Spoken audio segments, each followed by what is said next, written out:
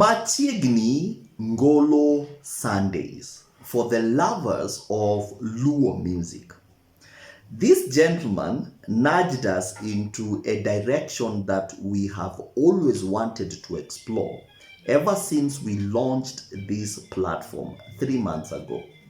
One of the most available or low-hanging fruits that usually encourages an individual to learn other people's language is language places you at a very enviable place to begin to sample all that culture, cultural expressions and practices, and even heritage has to offer. There is a huge difference between culture and heritage. Culture is the sum total of expression and practices. Heritage is the value that you derive from understanding why people did what they did. Sometimes you don't even need to practice it yourself. You just need to derive value from it. That is what language does. And it is no different with Luo and Dholuo. Dholuo is the language that is spoken by the Luo nation. So once an individual has mastered Dholuo, that individual places themselves at a very enviable place to begin to sample culture, Luo cultural practices, and heritage that we have. And that is why we have Dhoudi. Dhoudi is to help us begin to sample different cultures, begin to sample different practices, and from that, to see whether we can draw value and heritage. So this question is a very beautiful question. But before even we go to this question, the first question that I wanted, first of all, that we get off the way is, what is Ngolo? Ngolo is a song that is in heavy rotation on radio or a broadcasting station. So when a song has taken up its own life in the audience, in the general public, when people are listening to it, when people are appreciating that song, when people are calling their favorite radio stations to request for that song qualifies to be called Angolo. And it's very important because there is a trend that is coming that is quite disturbing, that today the natural lifespan of any typical Luo song is not more than 1 week. A song that was launched a week ago, today you cannot stand it. Particularly in these days of TikTok and social media, that when we have a song, everyone wants to do something with that song. And that song depletes its shelf life within a week. What are we missing, or what are the new generation of musicians missing? What did our forefathers in music, so to speak, knew that the younger generation is walking away from? A lot of us, we are losing musicality in our music careers, in our entertainment careers. So most of us, we have this sense of a rush to go and try do something. Music has musicality to it that if you don't appreciate musicality, then your career might be very short-lived. If you want longevity in your craft, if you want longevity in your entertainment career, it doesn't matter whether you're an established musician or you're merely a startup or someone who is up and coming. It's very important to assess and to constantly ask yourself, how well do I appreciate music first as an individual? Am I a fan? Am I a student of music? That before I want someone to be a fan of my own music, am I first a fan of music? Do I learn and appreciate how diverse, how wide am I as a musician? There are two types of musicians that I would want to introduce to us. One, there is a musician that we call a recording artist. A recording artist is a self-contained individual who only plays one instrument, their voice. That individual only plays their voice. More than their voice, they have no other instrument. This person is the one that goes to the studio, and he can also do all his BGVs, right? But we have always experienced that recording artists, their lifespan, their career is very short-lived. So a recording artist, particularly in our time, majority of musicians that we come across are merely recording artists. They only play one instrument. It's their voice. And they know nothing else. They don't know anything about music. And even that instrument, their voice, they have not worked on how to build skill around that one instrument. The other caliber of musician or entertainers is what we call a performing artist. A performing artist is an individual that might get my point. A performing artist is an individual that might stand on their own, but this individual has a wide array of appreciation of musicality. Most of the musicians that you appreciate, those people that their careers, Musa Juma has been gone now for a while, but Musa Juma's music is still fresh. Why? Musa Juma is a performing artist. Musa Juma plays two instruments. He plays his voice. Musa Juma is an arranger. A recording artist waits on the arrangement services of the producer or the sound engineer. But Musa would arrange his music. He would arrange his band. That is just a typical example. So there are those two types of musicians. So it is you to determine how far do you want to take your career. Do you want your career to be short-lived? Or do you want your career to go for generations, for decades? Do you want your music to be here even 100 years after you're gone? Then you need to place a demand on yourself as a musician to begin to appreciate music and to be diverse in your musicality. So let's go to Samuel Owino.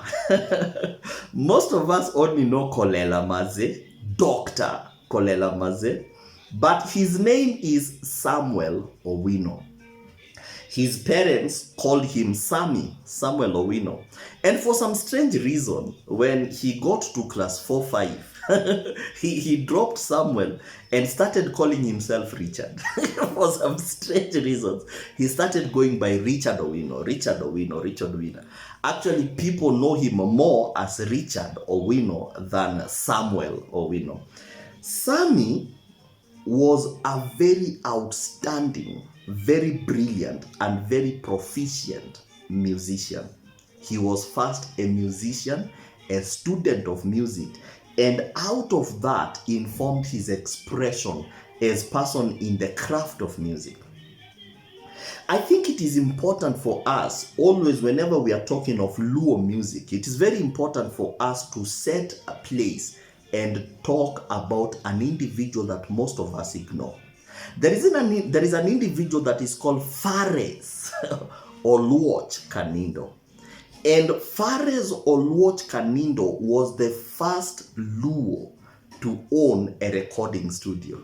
So most of the musicians that we celebrate, most of them had their roots in Fares Oluoch Kanindo. Fares was the first Kenyan, the first Luo in Nyanza to actually set up a studio. And he had a company, he had a band. He had a band that he called Victoria Jazz Band. And Victoria Jazz Band has given us numerous people. Today we want just to restrict ourselves to the conversation around Colella Mazee, Doctor, posthumously, Dr. Colella Mazee. Why was he called Dr. Colella Mazee? Because of his proficiency, his skills, his fingering skills at the guitar. The guy was something else. Before we started appreciating Musa Juma, the person who was fast before Musa Juma in fingering skills is actually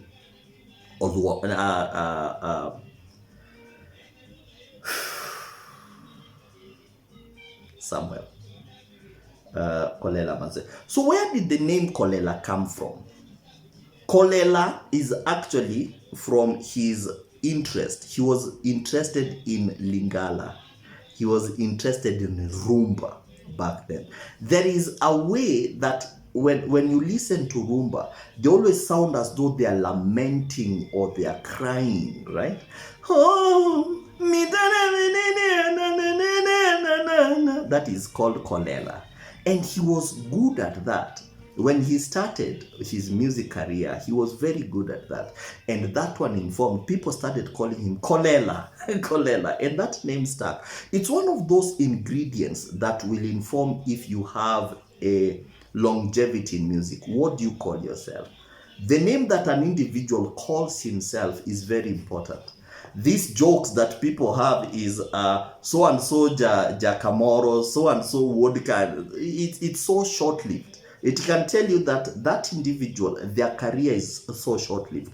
Colella chose a name that even took its own life, more than Sammy, more than Richard, more than Owino. So Colella was called Colella because he really appreciated that aspect of Lingala and Congolese music. That aspect of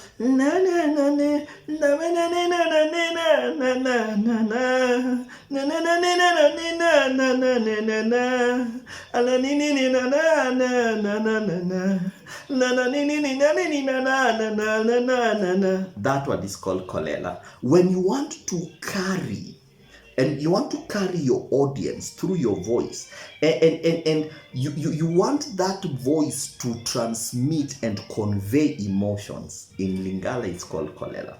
So he was called Colella. But the question was, would you kindly help us understand the song Dhok Tung Dhano? It is not Dhok, it is Dhok. Dhok is your mouth. Dhok is your mouth, is your strength. And this song was composed by someone called Odongo Agwata. Odongo Agwata was a fellow band member with Colella. And they started way back earlier, even when he was playing with Fares band. He had this friend who was called Omondi, was a guitarist as well. And Omondi was one of the most exceptional poets, Luo poets that have ever lived. So Omondi is the one who actually wrote this Dhok Tung Dhano. It's very important that we understand the title of the song, Dhok Tung Dhano. The strength of a bull is to the extent of the horns. And so this song is trying to paint a picture between the strength of a bull and the strength of an individual. Dhano is any individual, whether you're a woman, whether you're a man. Your strength is to the extent of your words. Are you a reliable person? It is important for us to understand that whenever you want to appreciate an entertainer or an artist, it's very important for us to understand what was the setting around which that entertainer or that individual lived. Because setting has a lot in conveying and delivering vocabulary to an individual, to someone who is an entertainer. Usually, entertainers are mirrors of the society. Entertainers are mirrors of communities. And so whenever you want to understand what happened during the era of an entertainer, just look at the body of their work. And you can actually tell, oh, this is what was happening around this time. Or even when you want to understand an era better, just look at the body of work, particularly artistic work. Artistic works will always show you era. It's one of the greatest tragedies that we have in our times, that our songs and the music that is being belted out nowadays are full of sexual undertones. Oh, biatimi kachacha, oh, biwanyamre bungu, oh, ngatmane mandugoni maber, oh, ngat. And so most of our songs, particularly in our time, have a lot of sexual undertones. So that tells you that in our time, most authors and most composers, they have nothing that they are teaching the community with. You don't need to be very lewd. You don't need to be lewd with your lyrics in order for you to hit.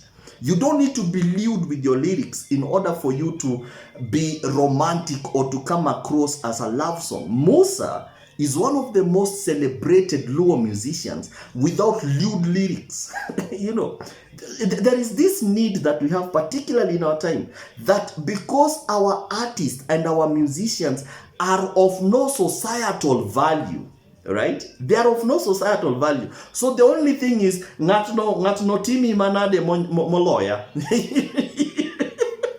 That's all they sing, Ondugo ni nade moloya, Owino ni nade moloya. Biatimye bungu, biatimye decode. So our music is sexually, with a lot of sexual epithets, with a lot of sexual undertones. And that one really limits us. During this time, in order for us to understand Colella, Mazee, we need to understand the time that Colella lived. Colella lived during the Moi era, the Kanu era. And in that time, most people were trying to critique society, but they were using proverbs and a lot of stylistic devices to help them to channel their message across in ways that were entertaining. If you listen to Dhok Tung Dhano, if you listen to that song, you might wonder, what is this guy saying?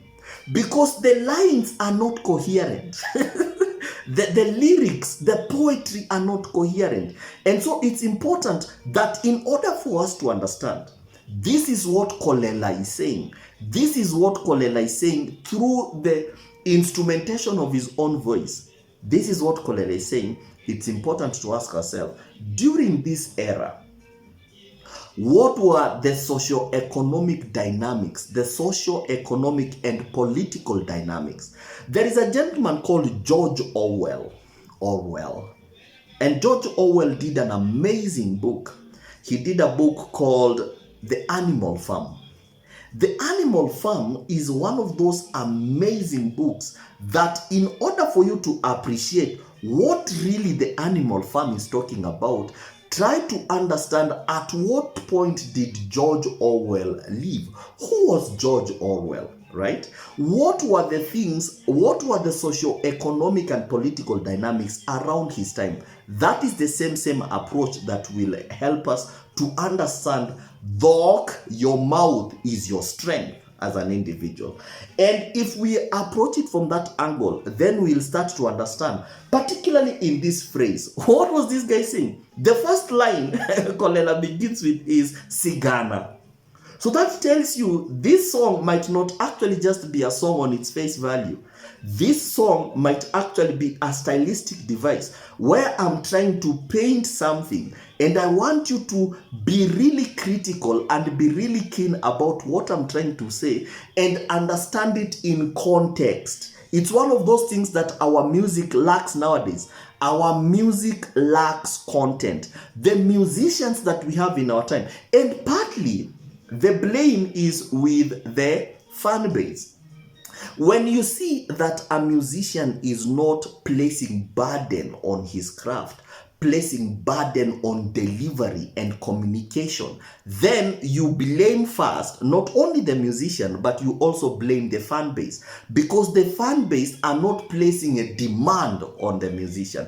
During this time, the fan base were placing demand, and there was very good competition amongst musicians around this time. And so any person who was producing music in the 60s, in the 70s, Colella started his music career in the 70s, and the guys did music all the way till he died in 2000, March of 2000. So that is a career that spans 4 decades, close to 4 decades.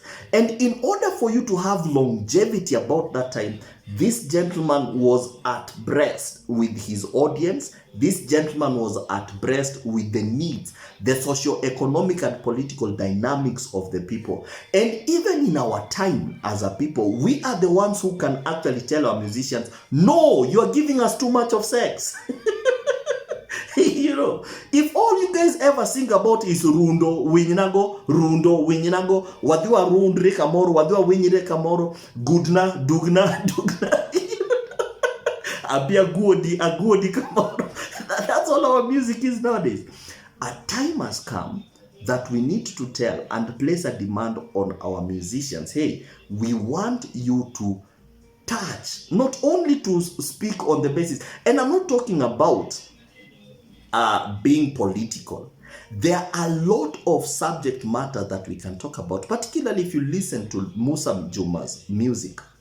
And you start to ask yourself, why is it that in almost all of Musa Juma's music, Musa Juma has an interplay between Dholuo, Kiswahili, and English. Dholuo, Kiswahili, Dholuo, Kiswahili, and English. Dholuo, Kiswahili, and English. Then you start to understand Musa Juma lived in an era of intermarriage. And so Musa Juma wanted his music to be appreciated in that context. So it's one of those things that even as a musician, we need first and foremost to begin to appreciate. What era am I in? What are the socio-economic and political dynamics of our time? Right? While things might have changed, while civilization might have changed, but socio-economic and political dynamics hardly change much. And that is one of those things. So what really was Colella Mazee talking about in this song? I identified a few lines. It's important for us to understand the song was composed not by Colella himself.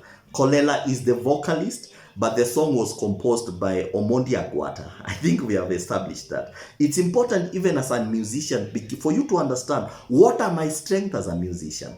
Am I a vocalist? Do I have vocal range? What is my vocal dynamics as a musician? It's very important. Do I have a strength in composition? Do I have a strength in harmony?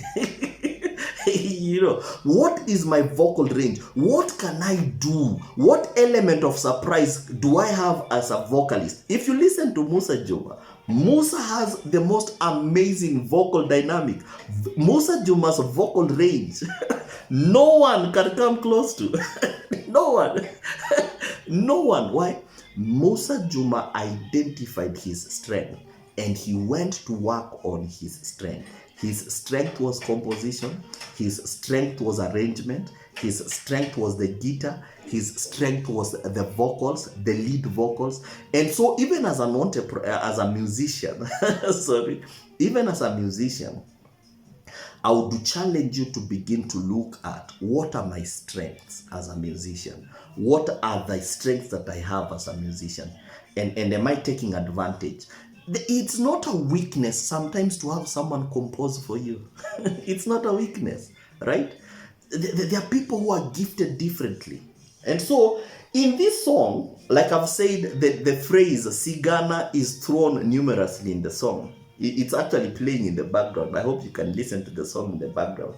And the song there are lines that I wanted us to mention that would actually play in with the era that this guy composed and this guy performed, and his career, he's centered his career around his era. And particularly, there is a line that he says, Gita ni to wagoyo to otingo weche. Gita ni to wagoyo to otingo weche. That tells you, if you just listen to the song at the face value, you're going to miss it. Gita ni wagoyo to otingo weche. Could be the challenges that we are going through as musicians, but even importantly, we want our audience to appreciate the subject matter that we are dealing with as musicians. There is also another one that it says, Dhano kinono sigande, tokotho totho godo. About this time, there were a lot of killings. There were a lot of assassinations in this time. The hostility and political rivalry about this time, the rate and the extent of tribalism around this time was so rampant that this gentleman is trying to talk about where are those hidden stories that people died with? What are those areas? What are those inquiries that will never help? It's one of those lines that Dhano kinono, tokotho to otho gisigande.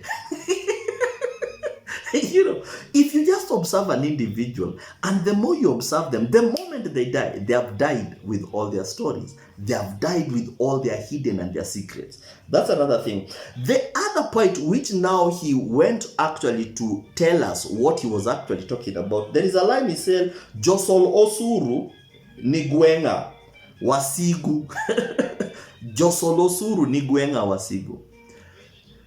To make this story short, and I would want actually you go listen to that song and then come back and just tell me, hey, Ogwang, here I think he meant this. I would really want us to interact on that song, but I would really want you to first appreciate that Colella spoke to his time. Colella spoke to his audience. And the reason why we really appreciate songs like this will never go out. It's because songs were structured to build the community. Songs like this were structured to build and to empower their audience. And like nowadays, we don't care about empowering our audience. As long as warundoreka chacha, warundreka wadie bungu. That's all we sing nowadays. Wadi warundre bungu, niya good, dogna, ngata timi nade moloya, ngata. You know, we have a lot of sexual undertones that are not important. So we are trying to limit the extent to which our fan base can engage with us.